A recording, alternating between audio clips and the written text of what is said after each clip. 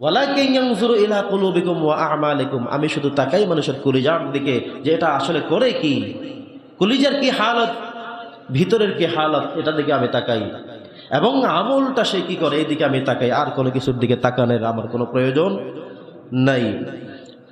বন্ধুগণ আমার, আল্লাহ সুবহানাহু ওয়া তাআলা কোরআনে বলছেন, লা ইয়ানালাল্লাহা লুহুমুহা ওয়ালা দিমাউহা ওয়ালাকিন ইয়ানালুহুত তাকওয়া মিনকুম।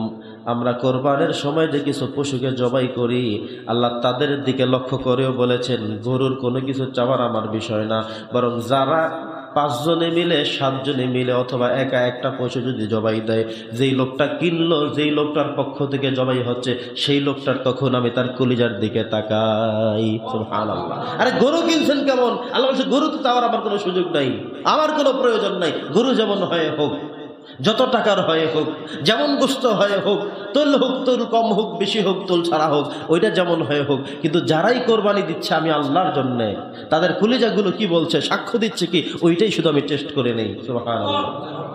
আমাদের প্রত্যেকের মধ্যেই রক্ত আছে, জানি না কার রক্ত কেমন, কার রক্ত কোন গ্রুপের। যখন এটা টেস্ট করা হয়, আপনি দেখবেন একজন পরীক্ষক যিনি পরীক্ষা করতে যান, এমন হয় দৈনিক 200-500 মানুষের রক্ত, ব্লাড পরীক্ষা করতে হয়। যত মানুষের রক্ত বের করা হয় সবগুলোই লাল। কেমন বলেন রক্ত? সবগুলোই লাল। তো মানুষ রক্তের দিকে চেয়ে কখনো বোঝে না এই রক্ত কোন গ্রুপের হবে, একবারও বলার সুযোগ নাই।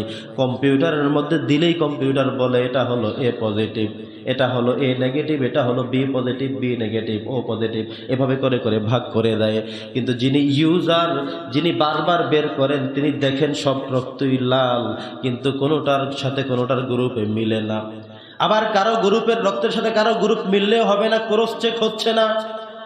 কারো রক্তের মধ্যে এমন এক সমস্যা হয়ে আছে, এইডস চলে আসছে, এইচবি চলে আসছে, এক একটা রোগের নাম এক একটা চলে আসছে, তার রক্ত অন্যজনের দিলে ভয়ঙ্কর হয়ে যাবে, মারা যাবে। এটা হতে পারে না। আমরা মনে করতে পারি রক্ত মনে হয় সবার লাল, রক্ত দেখতে মনে হয় এক। আল্লাহ বলছেন এই জন্য আমি রক্তের কোনো হিসাব আমার কাছে নাই, গোস্তের কোনো হিসাব নাই, কিন্তু যারাই জবাই করলো তাদের কলিজার মধ্যে কি আছে, সেই কলিজাটাই আমি আল্লাহ তাআলা শুধু পরীক্ষা করে নেই। সুবহানাল্লাহ। আমাদের কলিজা ঠিক রাখতে হবে, আপনি ঠিক থাকতে হবে আপনার এটাকে নিয়ে। আল্লাহ বলছেন ওয়ালা তামুতুন্না ইল্লা ওয়া আনতুম মুসলিমুন, মুসলমান না হয়ে এসো না। আমাদেরকে আল্লাহ ওখান থেকে একটা ব্যারিকেড দিয়ে বলছেন যে মুসলমান না হয়ে এসো না। মসজিদের সামনের গ্লাসে কোনো কোনো জায়গায় লেখা আছে উযু ছাড়া ঢুকবেন না। কোরআন নিজে বলছে কোরআনের শুরুতে লা ইয়ামাসসুহু ইল্লাল মুতাহহারুন, উযু ছাড়া আমাকে ধরবা না। সুবহানাল্লাহ পড়বেন না? ঠিক আল্লাহ আমাদের সতর্ক করে দিয়েছেন মুসলমান না হয়ে মরো না। এখন আমরা মুসলমানও হলাম না, কিন্তু মরা বন্ধ রাখতে পারবো? মরে যাবো, এটাকে আটকে রাখতে পারবো? আটকে রাখার কোনো সুযোগ আছে, সিস্টেম আছে? নাই। অথবা আল্লাহ বলে দিয়েছেন যেভাবে মসজিদে আসতে হলে উযু লাগবে, যেভাবে কোরআন ধরলে উযু লাগবে, আল্লাহ বলছেন মরার আগে তোমাকে ইসলাম লাগবে, মুসলমান হওয়া লাগবে। মুসলমান না হয়ে যদি চলে আসতেই হয়, সময় ঘনায় আসে, মুসলমান ছাড়া তো এসেই গিয়েছো, জাহান্নাম ছাড়া তোমার জন্য আর কোনো গতি নাই। কোথায় ছাড়া? জাহান্নাম ছাড়া কোনো গতি নাই, কিচ্ছু করার নাই। সেখানে কারো কোনো কিছু বলার, বক্তব্য দেওয়ার কিছুই নাই। প্রিয় বন্ধুগণ আমার, ইমানটা মজবুত হওয়া লাগবে। এই মূল্যবান ইমান, এই মূল্যবান ইমান কিনে আমরা চলছি তো চলছি। আল্লাহ বলতেন ইমানটা ঠিক রেখো, ইস্তেকামত রেখো। প্রতিদিন ইমানের কতগুলো কাজ আছে, সেগুলো করে যেতে হবে। ইমানের তো প্রত্যেক দিনই কাজ, প্রতি সময় কাজ। যেটাই করবেন, যাই করবেন, ইমান ঠিক রেখে কাজ করেন। একটা কথা বলবেন, ইমান ঠিক রেখে কথা বলেন। একটা আমল করবেন, ইমানকে মজবুত রেখে তারপরে আমল করেন। যেটাই আপনি করেন, ব্যবসা করবেন, ইমানকে মজবুত রেখে ব্যবসা করেন। রিক্সা চালাবেন, চালান, তবে ইমান ঠিক রেখে। 5 মিনিট বক্তব্য দিবেন, তবে ইমান ঠিক রেখে।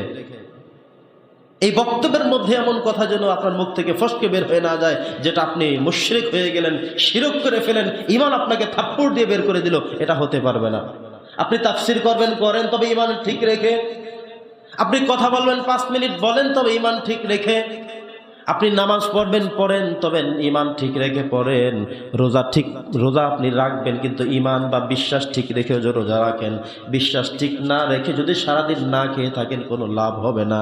আপনি ব্যবসা করেন, সমস্যা নাই, তবে ইমান ঠিক রেখে ব্যবসা করেন। ব্যবসার মধ্যে এমন কাজ করবেন না যার কারণে ইমানটা চলে যায়। এজন্য ইমানকে ঠিক রেখেই আমাদের সব কাজ করতে হবে। কোনো কাজ করতে গিয়ে ইমান সরে যাবে, চলে যাবে, এমন কোনো কাজ করা যাবে না।